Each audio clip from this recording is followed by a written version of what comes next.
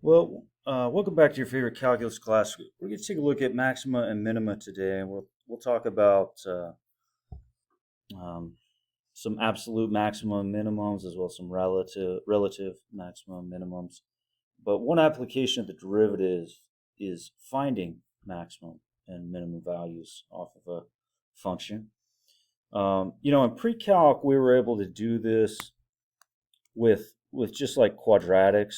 You have something of this form: x squared plus bx plus c. If you remember that minimum value right there was at the vertex. If you remember, the vertex was on that axis of symmetry. So negative b over 2a, right? And that was how we could find a minimum or a maximum for a quadratic. And in here, we'll talk about, let's go ahead and identify some of those first, and then we'll talk how the calculus plays into that.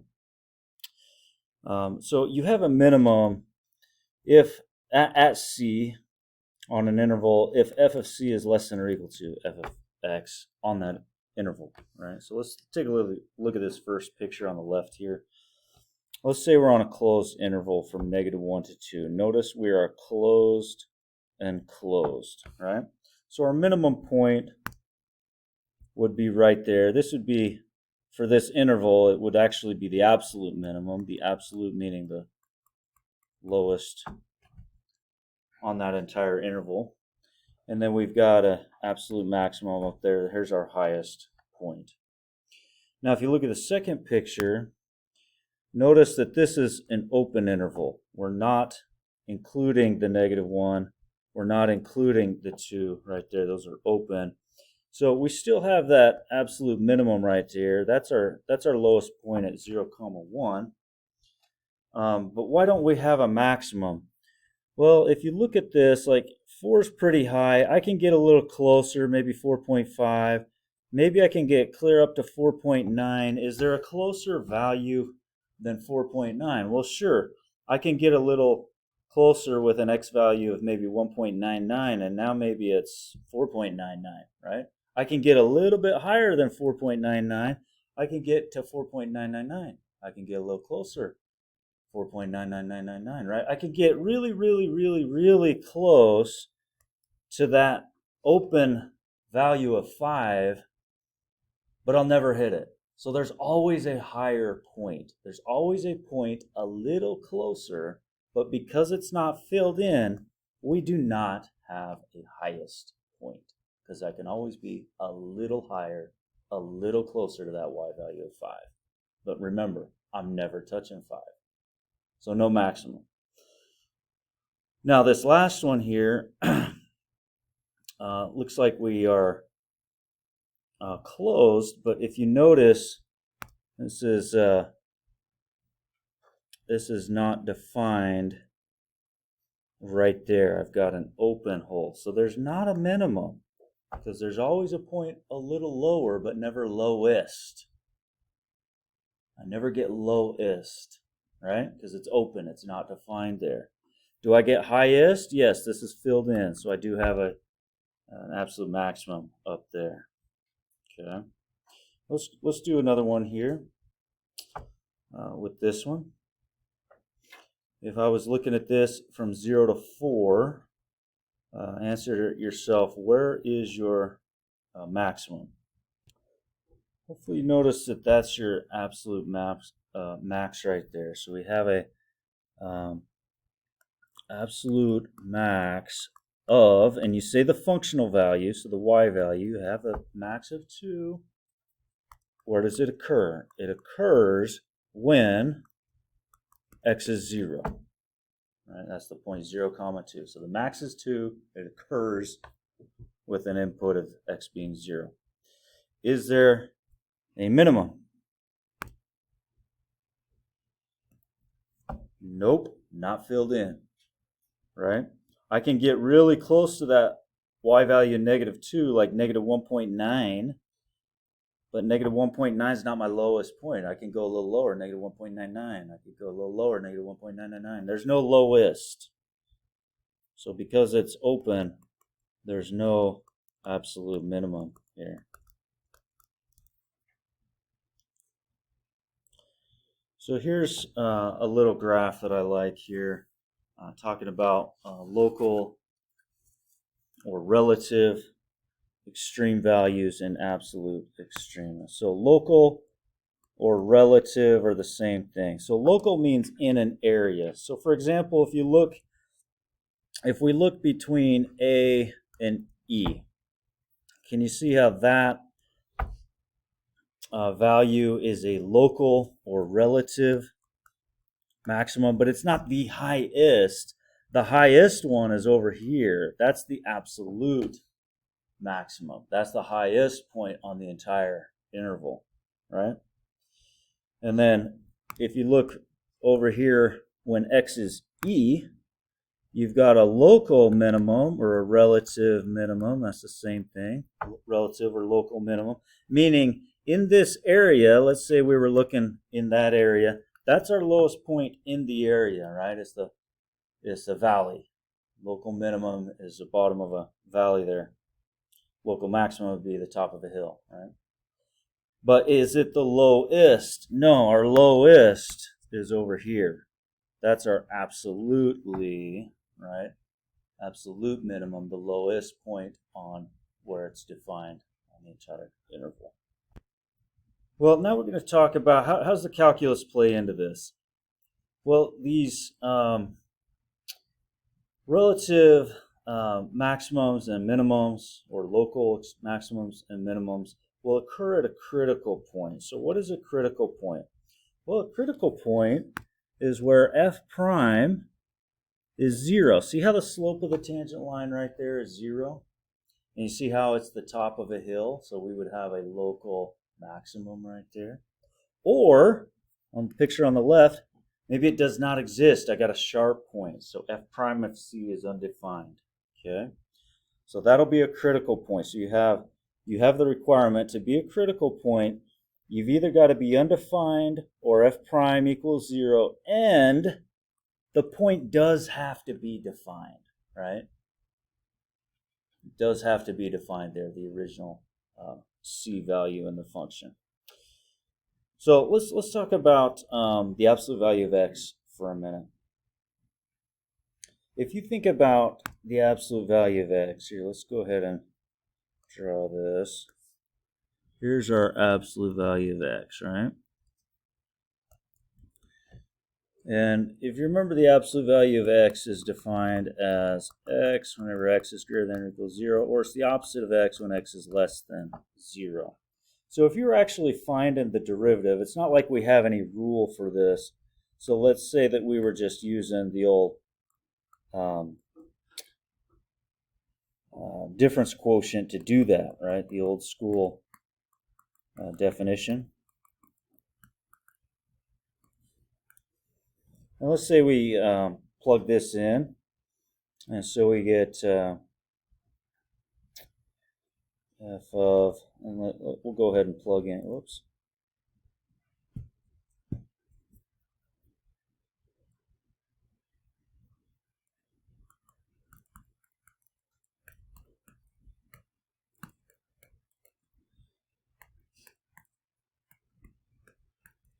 And so we've got this limit as h goes to 0 of the absolute value of h over h.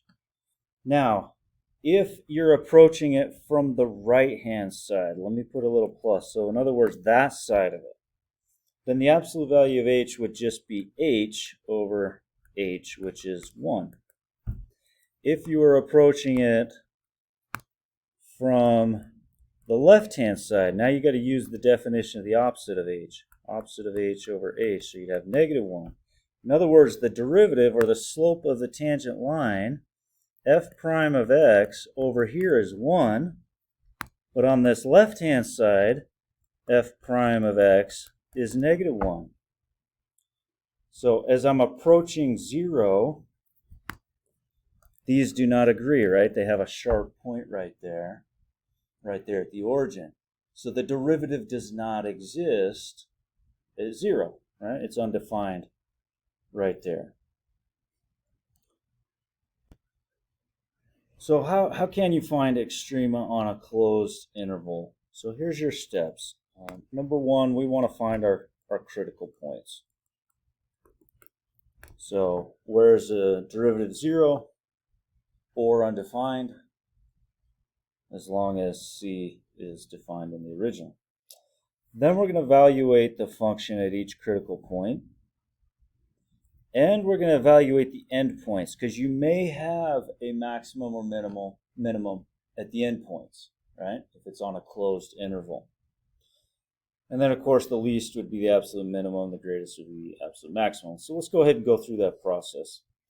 So number one, let's go ahead and find the critical points here.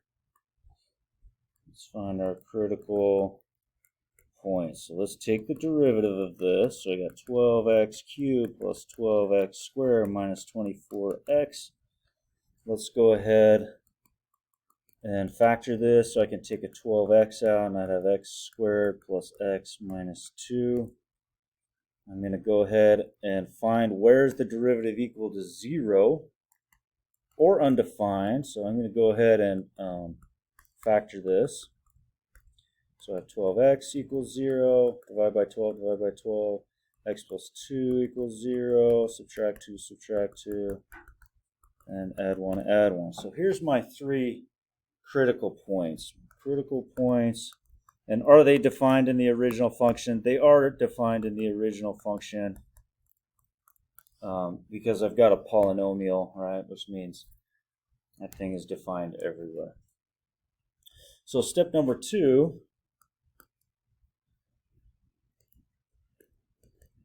I'm going to evaluate it at -2, 0, and 1, as well as don't forget the endpoints. We're only looking on this between -4 and 2, right? My endpoints. Don't forget you got to plug in the endpoints if you're on a closed interval here. Endpoints. So I go ahead and throw in -4 into. So let's see, f of x equals 3x to the 4th plus 4x cubed minus 12x squared. Let's throw in -4. So I got 3 times -4 to the 4th plus 4, -4 to the 3rd minus 12 times -4 squared, and so on. And this will end up being 320. Now I throw in -2, it's going to spit out -32. I throw in 0 for x, it's going to spit out 0. I throw 1 in for x, spit out -5. I throw 2 in, it's going to spit out 32. So who's my maximum? Well, right there, that's my highest y value right there at 320. That's my absolute max. The -32 would be my lowest y value. There's my absolute min. And so let's go ahead and state that. Number 4, I have an absolute maximum value of 320 when x is -4.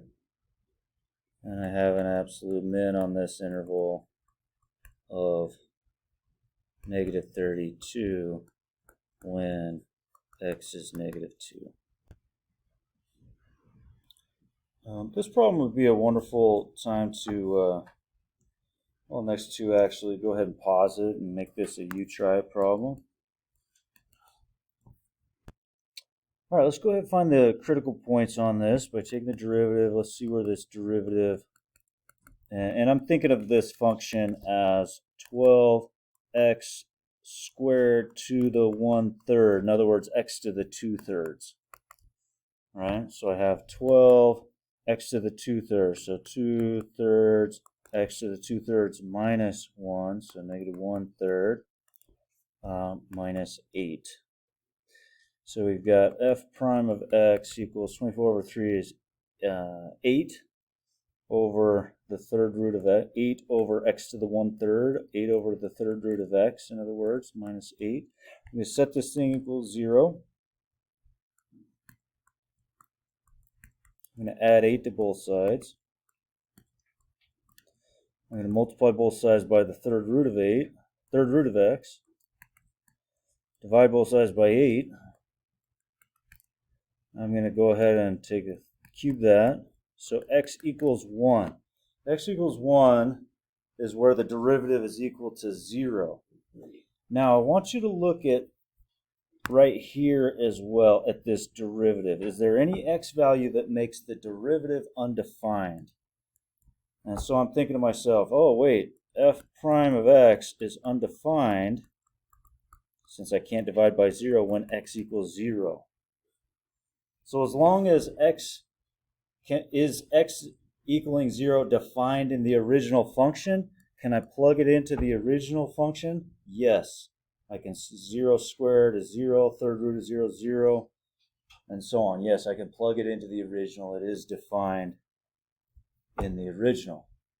So I can include x being 0 as a critical point. So I have two critical points here.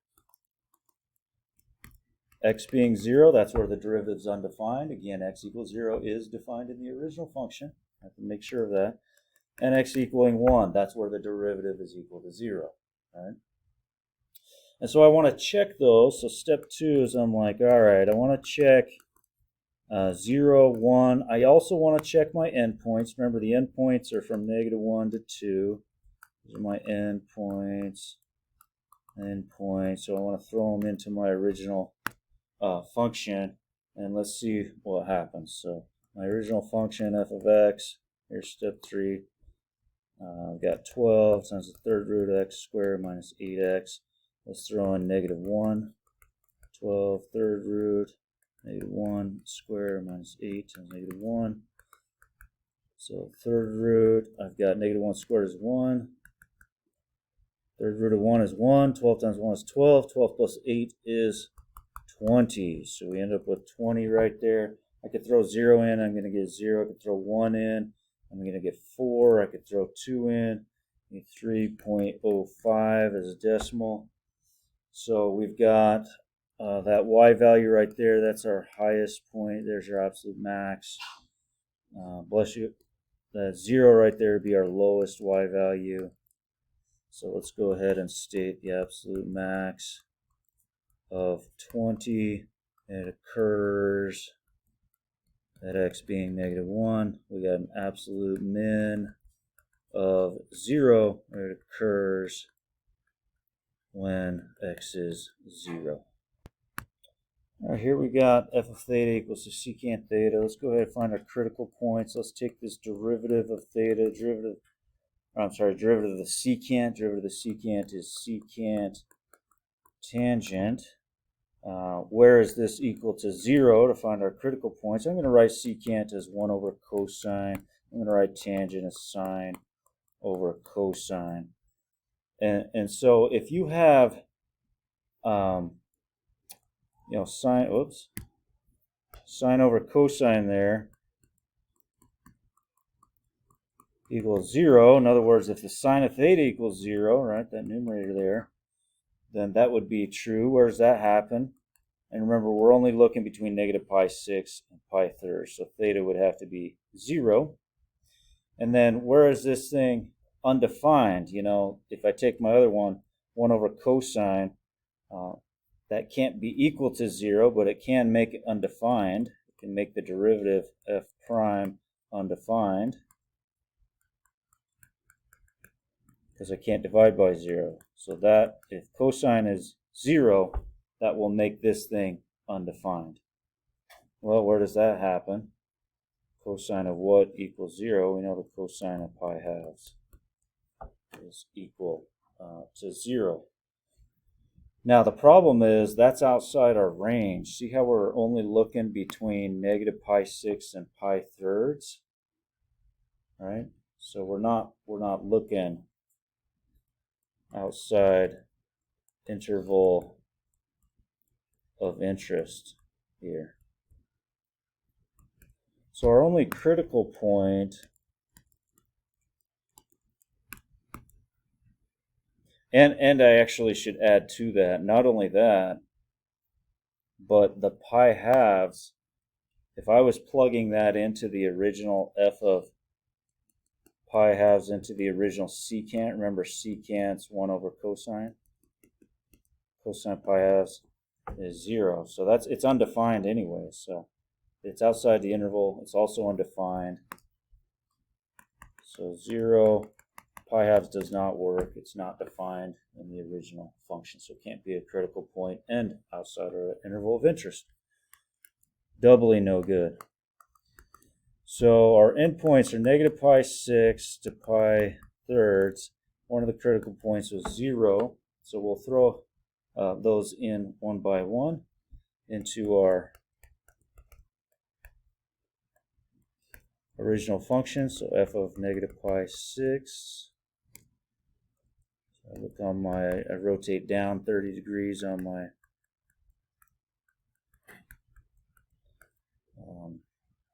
unit circle, and I get root 3 over 1 over root 3 over 2, so 2 over root 3. Rationalize that by multiplying top and bottom by root 3. 2 root 3 over 3. So negative pi 6 is 2 root 3 over 3, which, by the way, that's about 1.15. I throw in 0, I'll get 1. I throw in pi thirds, I'll get 2. So here's our max, and here's our min, right there. All right, so absolute max of 2, it occurs at theta being pi thirds. Whoops, that really should be theta and f of theta. Sorry about that. And our absolute min right there.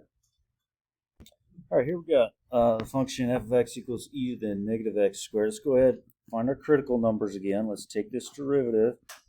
Remember, the derivative of a to the x is ln of a times a to the x. So in this case, ln of e to the negative x squared. Chain rule, derivative of negative x squared, negative 2x. Of course, the ln of e is just 1, so this just ends up being negative 2x e to the negative x squared. In other words, negative 2x over e to the x squared. So first of all, where is this thing equal to 0? Where's f prime of x equals 0? Well, wherever that negative 2x equals 0, that numerator, divide both sides by negative 2, I get 0. Where's f prime undefined on this? Well, anywhere that e to the x squared equals 0, can't divide by 0. Well, does this give me any point? Well, if I undo e with the natural log, that would give me ln of e to the x squared is x squared, but the natural log of 0 does not exist. That's undefined. So this won't give you anything. F prime won't be undefined here. And so our only critical point is 0. So let's go ahead and plug this in. Here's our endpoints from negative 2 to 1. I'm going to use that critical point of 0 in between them as well. I'm going to plug in, let's throw in negative 2 into our original function, e to the negative 2 squared. So I get e to the negative 4. In other words, 1 over e to the 4th. Throw in 0. F of 0 is e to the negative 0 squared. That's e to the 0. Anything with 0 is 1. Just throw in 1 and you'll get 1 over e. And so this will be our max right here. Max of 1. It occurs at x equals 0. And our minimum would be that 1 over e to the 4th, which occurs at x equaling negative 2. All right, here I'm looking at this one. I'm going to rewrite this. Let's go ahead and write that as 2/3 x plus 5/3. And then let's go ahead and take that derivative. So I get 2 thirds. All right, so where is this derivative equals 0? Well, nowhere. So there's no critical points, and there's nowhere where the derivative is undefined either. So we just jump in straight into step 2 and just plug in these endpoints.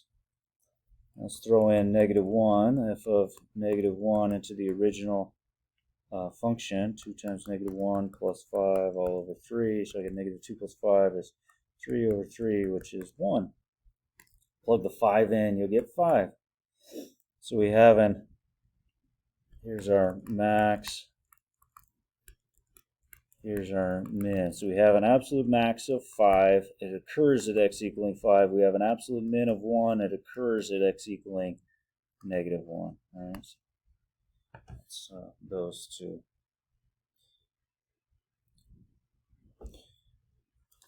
All right, let's look at this last one here. We've got -9 over x squared minus 9. I'm going to write that so I can use my power rule. I'm going to write that as x squared minus 9 to the -1. And now let me go ahead. Let's take that derivative. So f prime of x, constant stays there. Now I'm going to multiply -1, x squared minus 9 to the -1 minus 1. So -2 chain rule on that. Take the derivative to the inside there, which just give me 2x minus 0. And so this just ends up being -9 times -1 is 9. 9 times 2 is 18x. And then see that x squared minus 9 to the -2, that'll go down. X squared minus 9 squared. Now here's our derivative. Where is this thing equal to 0 or undefined for our critical points? Well, f prime would be 0 whenever 18x equals 0. Divide by 18 both sides, so x be equal to 0. Whereas f prime undefined, well, anywhere that denominator is equal to 0, right? If that's 0, add 9 both sides. So plus or minus 3. Now the problem is 3 is not defined in the original function, right? Can't divide by 0. And -3 is not either. So, but x equals plus or minus 3 not defined in the original f of x. So it can't be a critical point. So you're stuck with the next step. We're only looking between -2 and 1 anyways, but we're only stuck with that one critical point of x being 0 and then our endpoints. So we throw -2 in, it'll spit out 9/5 into the original function. Throw 0 in, that'll give me 1. Throw 1 in, that'll give you 9/8 on that. So here's our absolute max of 9/5. It occurs at x being -2. Here's our minimum of 1. It occurs at x being 0. Thanks so much for watching Maximum and Minimum. Taking notes. See you next time.